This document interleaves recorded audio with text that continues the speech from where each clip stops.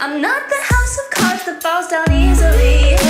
I'm strong enough to handle what you throw at me. Welcome to Mental Health News Radio. I'm your host, Kristen Sunanta Walker. Just what are we going to discuss? The intimacy that is mental health. Let's continue to make it as comfortable as discussing brain health or heart health. This show has been on the air for several years, and we have amazing co-hosts. And then we created a network of podcasters on mentalhealthnewsradionetwork.com, a place where every possible facet of mental well-being can be talked about openly. My show, after several hundred interviews, the format is this: intimate, deep, funny, touching, sometimes uncomfortable, but always vulnerable conversations with interesting people.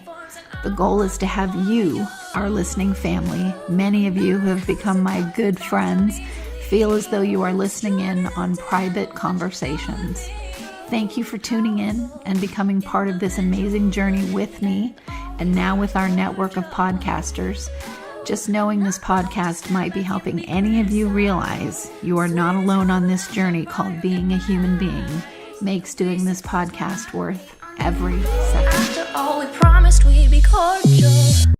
Hi everyone, Kristen Sunanta Walker here. I am so excited, and I was just telling our guest that there's like 3 or 4 people that when we are researching articles that always come up, these same 3 or 4 people, and she's one of them. And we always go, yeah, of course it was written by her. So we have Dr. Jonice Webb with us. Jonice, thank you so much for coming back on the show. Hi, Kristen. Thanks for having me back. Absolutely. Now I know you've got to be a busy woman because everything you write is just so dead to the, I don't know what the term is. It's right on. Oh, thank you. Thank you. Yes, I do spend a lot of time writing. That's true. So we have Running on Empty, No More, 2 of your books, and you specialize in CEN, childhood emotional neglect. When we did our first show, I was like, oh my gosh, I understand everything this woman is saying. But today we're going to focus on, well, you know what? You let our listeners know what we're going to focus on today.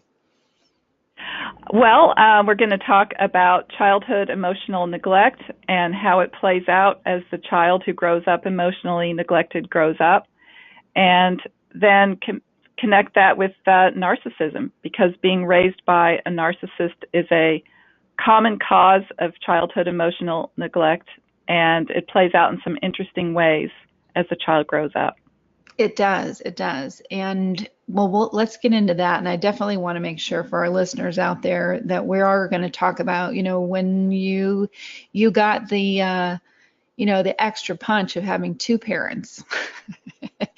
And that doesn't mean that you're doomed to be a narcissist, but it does add interesting complications into your life.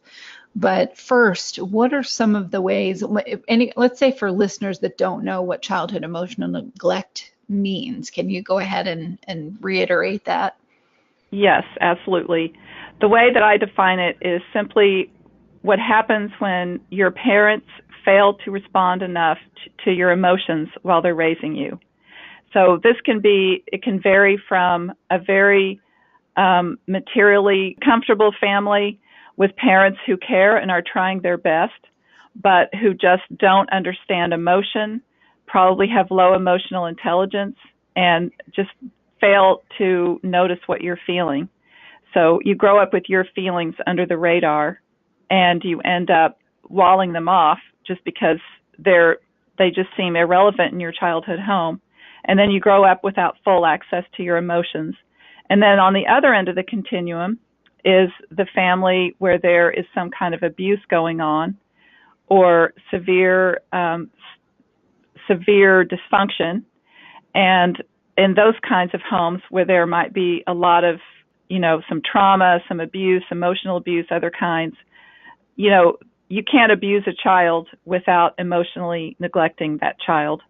Right. So emotional neglect embedded there as well, but it plays out in a somewhat different kind of way. Same but different, I would say. But it all, if you don't have your parents noticing what you're feeling and responding to your feelings teaching you, what to do with feelings and how to understand them, it really affects how you feel and function in your adult life. Oh, absolutely. And if you have a parent that is really a 5-year-old, like their development stopped at about 5 years old, but they're walking around in an adult body, Yeah. you're not going to get your needs met. You're going to spend most of your time trying to meet their never-ending list of needs. That's right. When you have a parent who is supposed to be, responding to your emotions, and this is where the narcissistic parent comes in.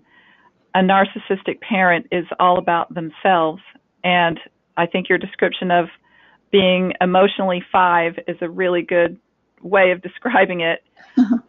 Grow up with parents like this, you have to organize yourself around them and their emotions and their needs. And in order to do that, you have to squelch your inner self, and that can lead to all sorts of problems, of course. Well, it also makes you feel like you're insane. And then there's the guilt, because of what they heap on you with all of their problems, there's no room for yours. But they have all these problems. And so if you're a very emotional child and you've walled off in some ways, but maybe not in the direction of narcissism, of walling it off and recreating their patterns. You've walled it off, but you're still this very emotionally sensitive person.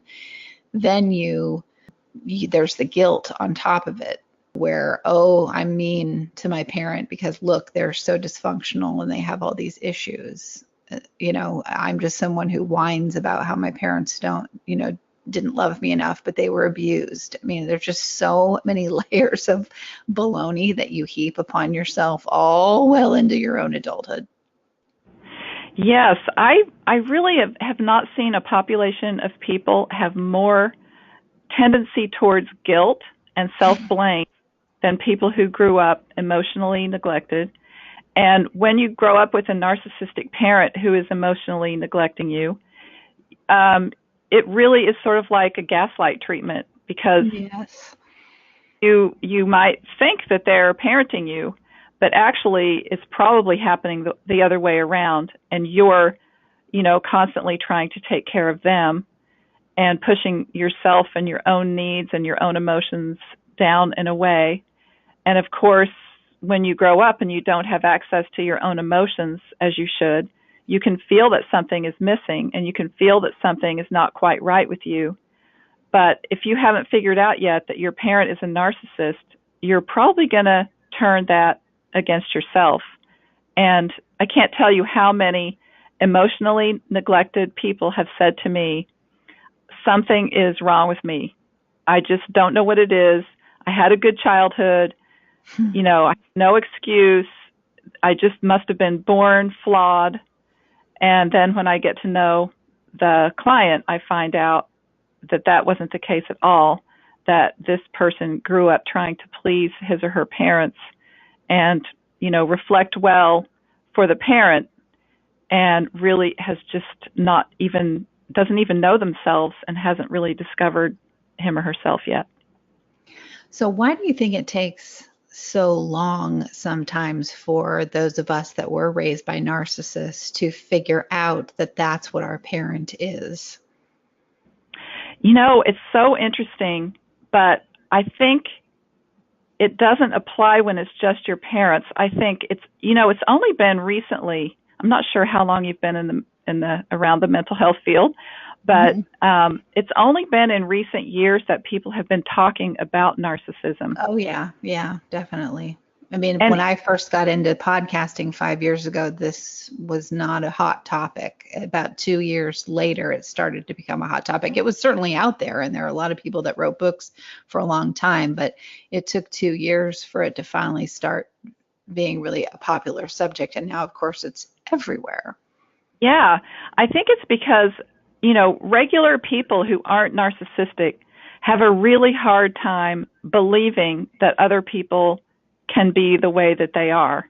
In fact, I was just talking with someone recently who works in a big company and was telling me about a coworker who I could spot immediately was a narcissist. And I said to this person, that person's a narcissist, you should watch out. And, it just is amazing how people, it's hard for a regular person, meaning a non-narcissistic person, to accept that anyone else is a narcissist, much less when it's your own parent. It makes it even much harder to see or believe or accept, because no one really wants to think that their parent, who's supposed to love them and care about them, is a narcissistic personality disorder. Settling. It is. And what I found for myself, the hardest piece of it was more because I'd been talking about this for a few years before I finally realized this, and about my mother. And the hardest part was realizing that she had no capacity to love me. Yes. That was the hardest piece to realize. This is why I was discarded the way that I was. This is why our entire family was discarded by her. This is why she cycles through relationships looking for who's going to take care of her, and discards whoever was the previous partner because they're used up. And I, at one point, became the partner. And realizing they don't love you. I mean, right. you can have a broken heart from a boyfriend or a girlfriend or whatever, or a marriage that breaks up, and that's horrible and awful. What I found interesting was, if you were raised by and you were emotionally neglected, and of course you were used as narcissistic supply by your parent, but you weren't love bombed because you had needs. And as a kid, if you have needs and your parent is a narcissist, you're a pain in the ass.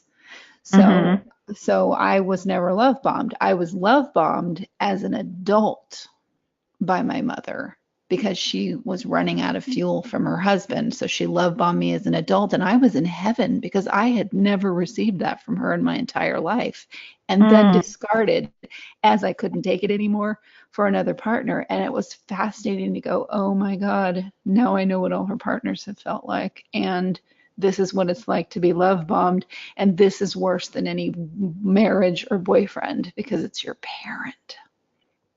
It's the worst. It's the absolute worst. And one of the, I think what you just described is so common. I've seen it from so many children of narcissists, that the parent will, if there are more than one child in the family, the parent will choose one child that has the most potential to reflect well on the parent. And you're using the phrase love bomb, which is interesting to me. I would chooses that child to be the mirroring object, right? Yes. And that's the slang. Narcissism slang, love bombing, but you're right. Yes, the projection and the mirror. Yeah. Yeah. So it's sort of like, you're my favorite. And for kids, even if they're never told they're not the favorite, it's very obvious. And because, they're not offering me anything, so I'm not going to give them as much attention. But it's such a slippery slope, because being on the top of the pedestal means that you're next to be on the bottom. Oh, yeah. And as you fail your parent, and they've squeezed everything out of you they can get, they're going to go on to the next person. And it's one of the most painful things that the child of a narcissist has to go through. It's just horrible. It's absolutely, absolutely devastating. I'd be broke. Well, I've told people I'd take being molested by my father again, rather than deal with what that was like with my mother. That says a lot. Yeah, it's absolutely, absolutely devastating. And there is a piece of you, and I've heard this from other people as well, that feels like, oh, okay, you're this old and you're blaming your parents for this stuff. Like, move on already and get over it. And I can see where people are coming from with that. But until you realize exactly, it's not like, there's childhood emotional neglect. I know my son dealt with that with me. Like, I don't know any parent that hasn't, emotionally neglected their child at one point or another, because we're human. But it's a whole other level when your parent is a narcissist. Yes, that's for sure. Yeah, without a doubt. Say, how have you dealt with people coming to you and saying, you need to stop blaming parents for everything, and the old adage about that. Have you dealt with that, or what's your answer to that kind of thing? A lot of people that I see say that themselves. They say, "Oh my gosh, I'm so embarrassed. Here I am, 43 years old, or 33, or 63, whatever their age is, and I'm sitting here crying about my parents. This is ridiculous." Um, I it never ceases to amaze me how many people feel that way, and I've heard it so many times that I put a section in my second book about this, about how much power a parent has over a child, and really all try to pretend that's not the case as a society. And I think as parents, we don't want to accept it because it's too scary, and we don't want the blame factor we don't want to have to deal with that. We don't want to be blamed by our kids. We don't want to have to blame our parents. But it really isn't about blame. It's just about acknowledging that biologically we are wired to need love and appreciation, and to feel deeply known by our biological or primary caretakers, our biological parents or primary caretakers. It's literally wired into our brains. So there's no escaping it. You can deny it, you can fight it, you can disavow it, but it's not going to go away. You just have to accept it and go with it and deal with it. So let's say you have someone who, had a narcissistic parent. They have children of their own. They were continued supply for their parent, and so they weren't emotionally available to their own kids. I've had people say, well, I just ruined my kids. They weren't narcissists themselves. They didn't go in that direction, but they definitely, there was splitting between the grandparent and the grandchildren, still scapegoating the parent, all kinds of just, deplorable behavior. And I've had them say, well, I just have messed up then. I've just messed up my kid's life. And I always think that is so not true. Your awareness and the change in your behavior now is showing your children, no matter what age they are, that there can be a different way. You can't make up for lost time. You can't go back and change the past, but you can show them a different way and be emotionally available now. But you're the expert here. So what are your thoughts on that? Well, I couldn't agree more. And what I always tell parents is never give up. Never give up on reaching your child. If so many people emotionally neglect their children who are well-meaning and loving and really honestly trying to do their best. And the thing is that you can't give your children what you didn't get yourself. Right. Until you realize what's missing, and then you can give it to your kids. And there are some very specific things that you can do, even if your kids are grown up.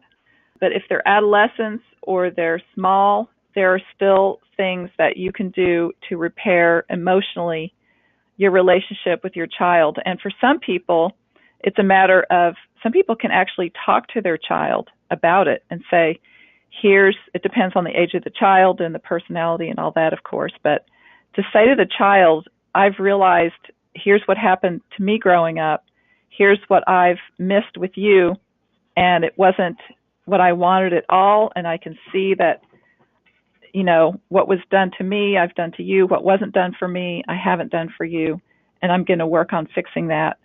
When a parent says that to a child in the right way at the right time, it can make a profound difference. It does. It makes a huge difference. I've had that exact, almost worded conversation with my own adult son. Listen, I'm sorry. You have a reason to be upset. I was not there a lot of the time because I had no idea how to be. Thank God for my grandmother, who did teach me a lot of how to be with kids.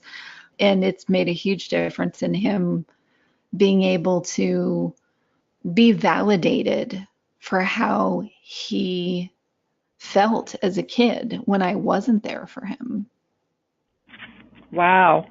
Well, I'm impressed. That's great. I love hearing stories like that. I love it.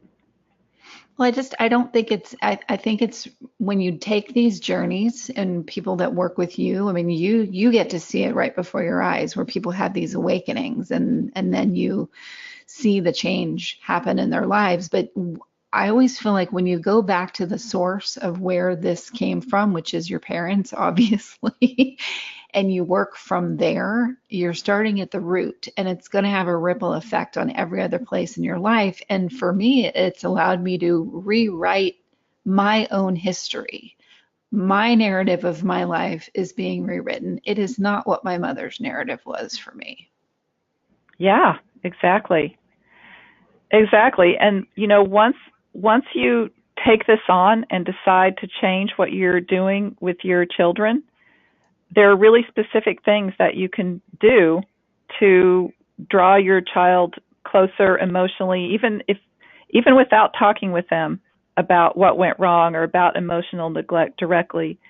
You can call them more often, you can interact with them more, no matter what age they are. You can just talk more. You can try to show your own emotions more, within healthy boundaries. You can Right. try to more emotion words with your child of any age.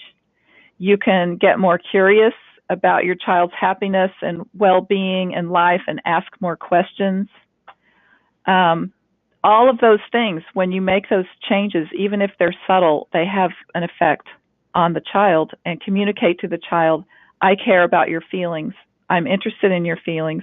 I see your feelings. And every time you give your child of any age that message, you're either healing or preventing emotional neglect in your own child. I know, no one likes commercials, but seriously, folks, without the help from these organizations, we could not stay on the air. Please give a shout out to zencharts.com. If you're a mental health or addiction treatment center, you'll want to use their EHR. It's gorgeous, and they're just good people. And also mygenetics, mygenetx.com, because knowing your genetic code empowers your mental health treatment. And lastly, copenotes.com. We love getting positive messages right to our phones every day from Johnny Crowder. He's the lead singer of Prison, a heavy metal band sharing their music about suicide prevention, addiction recovery, and mental health. See, that was painless. Support them as they support us. Back to the show. How about when you have, let's say, a child who, let's say you were very much scapegoated by your parent, and so they sort of enlisted your children, their grandchildren, in this scapegoating behavior, and they don't treat you with much respect.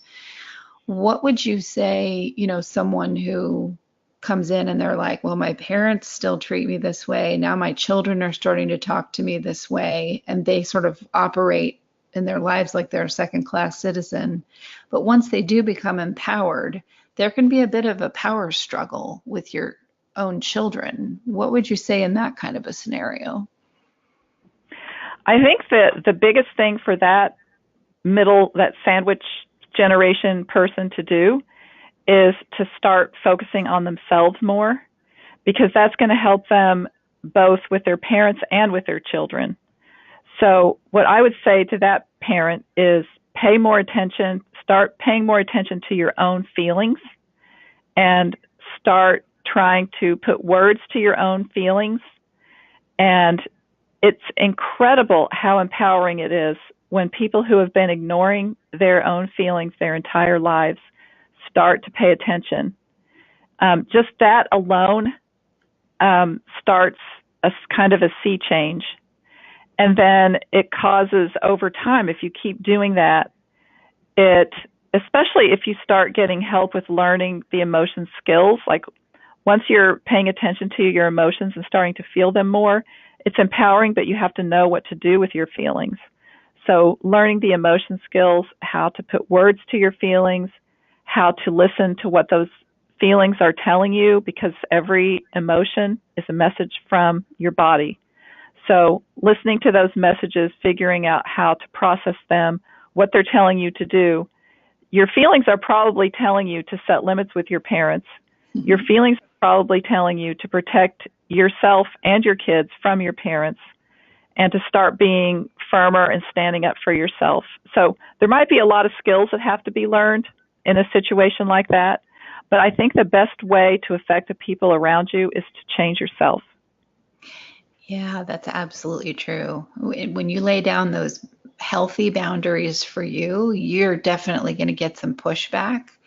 And what's interesting, what I've learned and what friends of mine have learned is, so the pushback you get from the narcissistic parent, they're not going to stop their behavior. I mean, this is ingrained. Right. It's a personality disorder.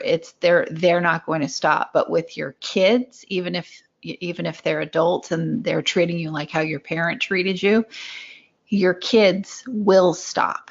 They may, throw a fit and don't want to speak to you for a while, and you think, oh, great, now I'm estranged from my own children. I'm horrible, blah, blah, blah. If they're not personality disordered themselves, they will come around. And then you have a more respectful relationship. Because I know with my son, I did that. I'm not having these conversations with you anymore. Boom. We didn't speak for a few months, and I did that whole thing of, I'm a horrible parent, I'm estranged, blah, blah, blah, blah, blah. And I just kept waiting it out. And he finally called me. And I'll tell you, our relationship is 1,000 times better than it ever has been. He heard you. He got the point. Yeah, he did. And when we have a call, it's a respectful, like he doesn't go to those, he doesn't even feel the need. Sometimes I think with kids, and I thought this with my son, and I brought this up with him, I said, sometimes I feel like you were behaving quote unquote badly because you were trying to reach me. You were trying to get my attention. And I was so unable to feel, just trying to survive, that I couldn't even pay attention. And you were just acting out because you were just trying to get to me. And he was like, yeah, you're right. And I said, see, now you don't need to do that, do you? Because I'm here. Mm-hmm. That is what kids naturally do. They'll push the envelope because they need to find out where the limit is. Right. And if your limit is in a healthy place as a parent, you're teaching your child healthy limits that they'll internalize. But if your limits are blown because, like you said, you're too scrambling just to manage or survive, or you're not paying enough attention to your own feelings, or you're blasted from your parents too, and you don't even know if you're coming or going, your kid is just going to keep pushing it and pushing it and pushing it until they finally hit a limit. So you did a great thing. You set a limit with your son, and it worked. And I couldn't agree more. I think if your child is not personality disordered, then your child is going to come back to you. And even if your child is personality disordered, that's not a reason to give up. I think it's a parent's responsibility to always be there for their child no matter what, and always keep trying no matter what. Exactly.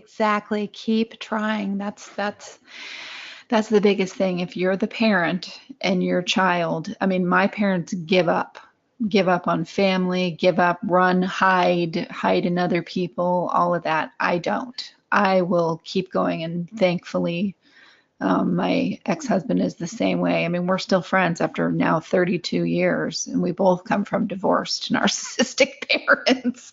Wow. That in itself is a big deal. And I'm not saying to listeners, please don't roll your eyes and think I'm saying we're some kind of handbook on how to do it. No, we're the handbook on not how to do it, but we figured it out later. And there's hope. Like, there's hope, even if your kids, are very estranged from you. There is absolutely hope if you do what you're saying, Jonice, if you work on yourself. Yes, exactly. It's amazing how profoundly and deeply it affects a child to have a parent change within themselves.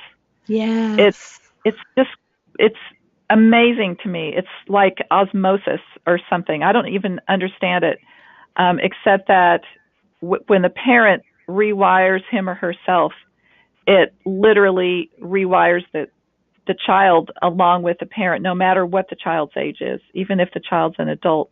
It makes And even if you're not speaking to them, it's rewiring them. It's like it's happening through osmosis or something. Yeah, exactly. It's crazy. But now, if we could talk about parents for a minute, Yeah, the absolutely. amazing thing about narcissistic parents, it's not amazing, it's sad, is that they tend to be either on or off. They're either all on or they're all off. So if you try to set limits with a narcissistic parent, many times they will just disappear. They'll either like switch on even fuller and go after you even more, or they'll just switch off and disengage because they have nothing to gain from you anymore. And so you're not worth their time or energy. So that's really, I think, a big challenge that a lot of people with narcissistic parents face, is that they are, when they try to set a limit with their parent, they're probably going to get it worse for a while, and then they're going to have their parent disengage. And all of that is very, very painful, but the end result, I think, for a lot of people is worth it. Yeah, what do you say to people that, it's so abusive that do you ever say to someone, okay, that's so abusive that you really just need to not be in contact with your parents anymore? That is such an incredibly personal decision. Mm-hmm. But when I'm at a point where I feel, first of all, I don't think anyone should tolerate any abuse from their parents, because it's the complete reverse of what nature intends. Right. Parents are supposed to be nurturing and supporting and raising and helping children. So parents who are harming their children, I think, are naturally putting themselves in a position where they may force their child to disconnect from them. And I would much rather see someone disconnect from their parents altogether and put their focus on themselves and their spouse and their children and pay it forward than keep going back to that harmful, toxic place looking for the love that will never come. That, as a therapist, is the hardest thing to watch someone do. And boy, do you look for it, because you don't even realize it. And you're playing these tapes of, I knew I was doing it. Well, when she's going to change, and looking for signs of change. And even though intellectually you can tell yourself that's not going to happen, you've spoken to how many experts all over the globe on this subject, that's not going to happen, but your heart wants it to change. Yes. And I think that it's not even driven by thought, it's driven by biology. Mm-hmm. Visceral need to have your parent love you and accept you. And like I said, no one escapes that. The best you can do is acknowledge it and, manage it, and work with the fact, work with the acceptance of the knowledge that you naturally need that, but that you will sadly and tragically never get it. And then that raises the question, now what? So if you're never going to get this from your parents, where are you going to get it? What are you going to do? And fortunately, there are answers to that. You can still get it. You can get it from yourself by going through the whole process I just described, which is essentially the childhood emotional neglect recovery process. It's focusing on yourself and paying attention to yourself in a way that your parent never paid attention to you, and figuring out what are my feelings? When do I have them? What do they say about me? What are they telling me to do? What do I like? What do I not like? What do I enjoy? What do I not enjoy? What makes me happy? What makes me unhappy? What kinds of people do I like to hang out with? What kinds of people, do I not like? All of those things that you missed paying attention to and learning as a child, you can learn as an adult. And the more you do that, the more you find out who you are, and the more opportunity you have to love yourself for who you are. And the other thing you can do is get it from the people who are choosing to be in your life now. Your partner, your husband, your wife, the people who are your friends, your close relatives, anyone who's in your life by choice because they like or love you can give you what your parents couldn't give you. And then there's, of course, your children who are not meant to be nurturing you, but when you do right by them, children just naturally give a lot back. Yes, they do. And that's the most amazing feeling in the world is when your child is proud of you as a human being. Oh, yes, yes, definitely. It's extremely rewarding. My son just will say that every so often, and I think, oh, that's really nice to hear. And you're right, that piece about changing, if they can see that you evolve as a human being, it gives them a path, a way, for them to go and to see that they're going, this is the path that you want. You don't want to stay rooted and stuck. Part of the human experience is to grow and, be more of who you are and more confident and more present and all those things. And if, I think first sometimes kids have to stop just seeing you as a parent. They have to see you as a human being. And somewhere that happens with kids. I'm not quite sure the age, but it happens when you have a parent who isn't a narcissist. If you have a narcissistic parent, you're never going to see that change. They're always going to be the same way, no matter what. Right, right. And that's why, and then in order to really grow, you have to get some boundaries with them in order to grow yourself, right? Right, exactly. And that shows your kids too. Oh, okay. A boundary to you was a squiggly line that was constantly moving on shifting sands as a kid, but with your kids, no, there's a line, and this line you do not cross. And that's right.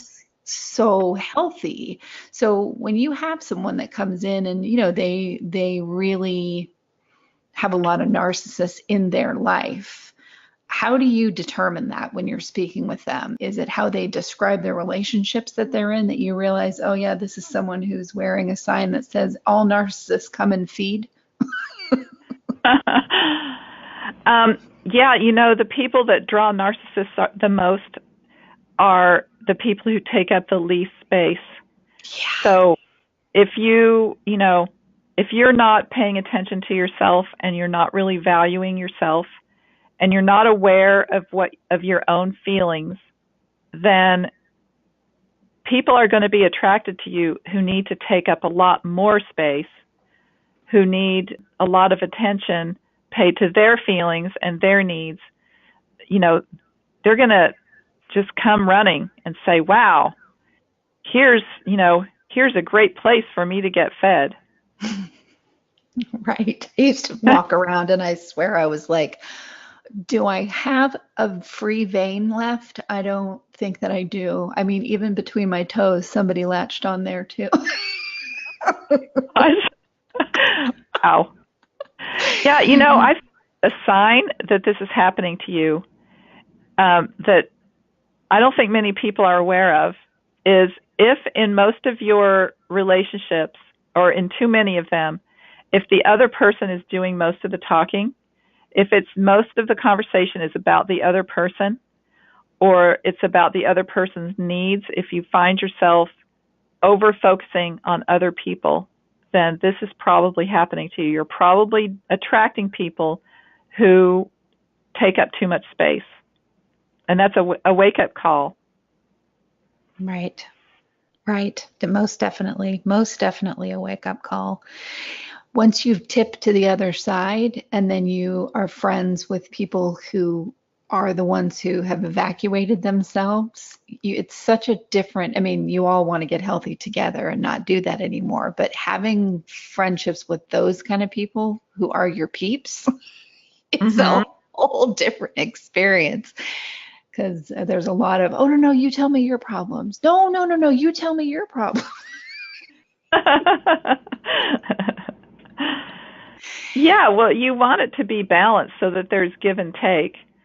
But if you grow up emotionally neglected, you're much more likely to pay little attention to your own feelings and needs and way too much attention to other people's. And if your parent was a narcissist, you grow up so focused on your parents' needs, you're likely to translate that on into your other relationships as an adult and look for people who, like your parents, need a lot and take up a lot of space. And then that feels comfortable to you because it feels right.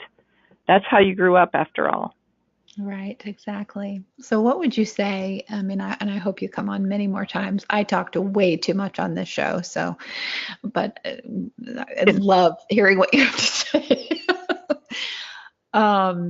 What would you say to, I know people can read your books, running on empty, more. What are some ways, because I think that the hardest thing to realize when you have CEN or you've suffered from CEN is even having a feeling of your own register on your radar. So, I mean, that almost seems like you're hyper aware of everybody else's feelings, but you don't even know, like, you wouldn't even know where to begin, like where even to begin to notice your feeling. In fact, it might just feel like gas. Oh, that's uncomfortable, because you just have no idea. So where would you suggest people start in trying to tap into that and recognizing, hey, that's a feeling. That's your feeling. You need to pay attention to that. Yeah. It's amazing how much difference it makes when you simply make a decision to start trying to notice your feelings.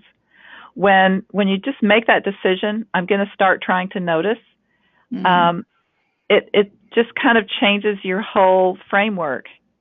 And then some people are better at this than others about structuring yourself.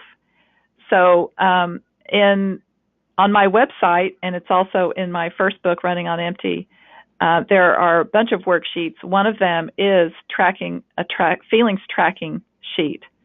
So there's a special exercise in Running on Empty about turning your attention inward that helps you try to get to contact a feeling and feel something. And that exercise just doing it breaks down the wall between yourself and your emotions. So you can just sort of like gradually chip away at that wall just by focusing inward and asking yourself what you're feeling.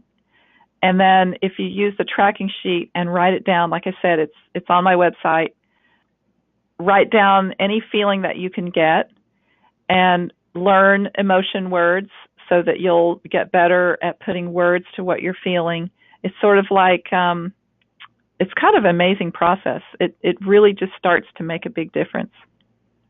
Yeah, just to even see it. I remember feeling my feelings for the first time, and I was very uncomfortable. And it wasn't that it was that the feelings were bad. I was actually having good feelings, but just any feelings were so uncomfortable, what good or bad. And then it became, oh, this is interesting. I'm noticing them now, and I can handle all the uncomfortable feelings just fine because I'm used to those. But if any good feelings come in, those feel very weird and frightening. Oh, that's so interesting. I do find that it depends on how your family was set up when you were growing up, whether you'll be more uncomfortable with negative feeling or positive. It seems counterintuitive that anyone would feel uncomfortable with positive feelings, but an incredibly high number of people are uncomfortable, like with happiness or joy or love. Absolutely. It feels wrong somehow because you weren't really allowed to feel those things when you were growing up. Oh, yeah, absolutely. Because, you're dealing with, especially with narcissism and narcissistic parents, many times it's pathological envy. They're absolutely envious of you, their child. And so if you're happy and you're being fulfilled in some way, they want to put a control on that, a stamp on that.